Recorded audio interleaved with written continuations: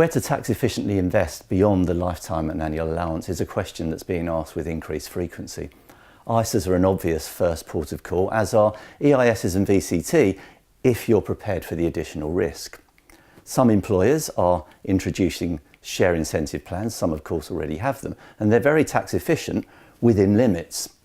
And of course there is also the fact that you may feel a little overweight in your own employer, maybe even a little exposed if that represents a major part of your retirement planning.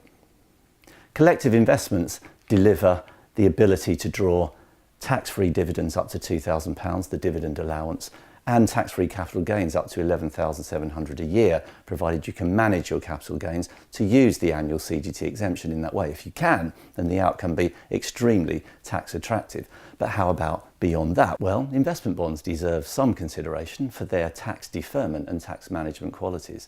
The 5% tax deferred allowance is well known and accumulates every year that you don't use it. Perhaps even more important over the long run is top slicing relief. Take this for example, you invest in a bond over 20 years, you make a gain of £200,000. To determine whether and to what extent that gain bears higher rates of tax, I'm talking about a UK bond here, or additional rates of tax, you divide the gain by the number of full policy years that the bond has been in force, in this case 20.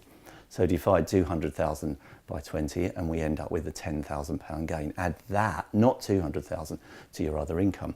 If you can manage your other income in the year of encashment for it to be low, to leave you with sufficient headroom between your other taxable income and the top of the basic rate threshold, the amount above which higher rate tax is paid, and to be at not less than £10,000, you're going to be having a completely tax-free gain. So the top slice gain is what you take into account. That's always been the case, but it's a very powerful facility to use over the long run. It's a good reason for long-term investment in investment bonds. So you can get to a point in the future where your investment bond, a UK investment bond, could deliver significant amounts to you that are free of personal tax. Yes, there would have been tax at fund level, but that will be at a rate that is much less in most cases than the basic rate of tax. So the power of the investment bond depends largely on holding it for a long period. It's over the long period that you get the maximum benefit of top slicing relief. It's over the long period, if it's better for you to use this, that you get the benefit of the cumulative 5% allowances. So in the realm, we look at pensions, we look at ISAs, we look at tax effective EIS and VCTs, possibly even share incentive plans.